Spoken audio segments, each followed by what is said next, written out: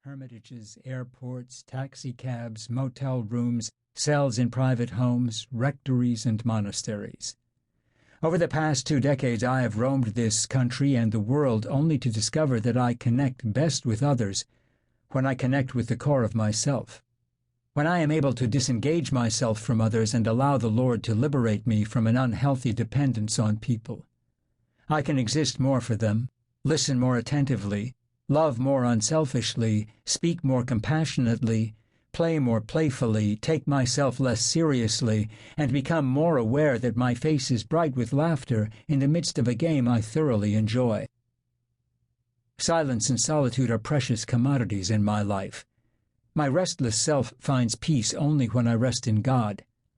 How difficult it is to persuade others of the value of being alone with the Lord. Anne Morrow Lindbergh put it this way in Gift from the Sea.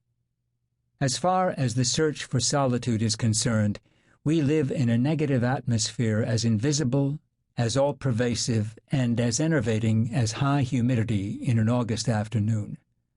The world today does not understand in either man or woman the need to be alone.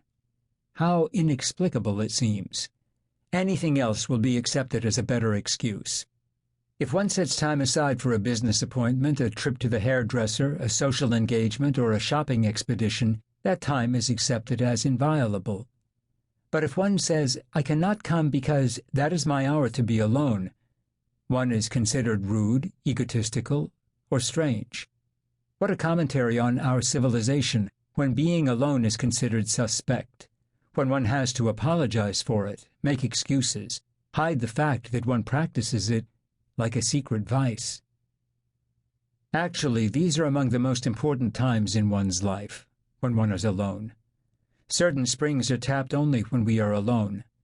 The artist knows he must be alone to create, the writer to work out his thoughts, the musician to compose, the saint to pray. Years ago, I took the Myers-Briggs personality test to gain some insight and perspective on the junkyard I call my mind. I learned that I am an introvert, intuitive, feeler-perceiver type, and that the most urgent need in my life is time alone. As a hungry man needs food and a thirsty man water, I need solitude. Time to achieve a state of peace and recollection from which I can function and give to others what I was meant to in the personal plan of God for me. Immediately, guilt feelings arose.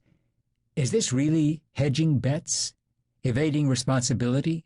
Wasting time? An idle luxury? I found considerable comfort in the words of the Dutch Dominican Edward Schillebeeckx.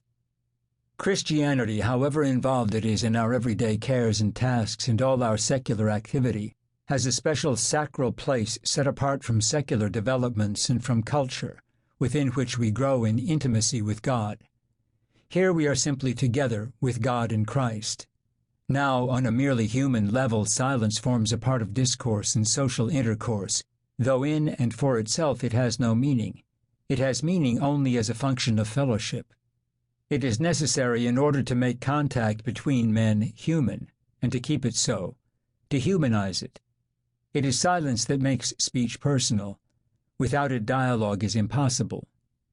But in a revealed religion, silence with God has a value in itself and for its own sake, just because God is God. Failure to recognize the value of mere being with God, as the beloved, without doing anything, is to gouge the heart out of Christianity. These souvenirs of solitude are the love story of my walk with God. Revisiting the lost silences of the past, I remember and record the intimate moments when I allowed the Lord to lure me into the wilderness and speak to my heart.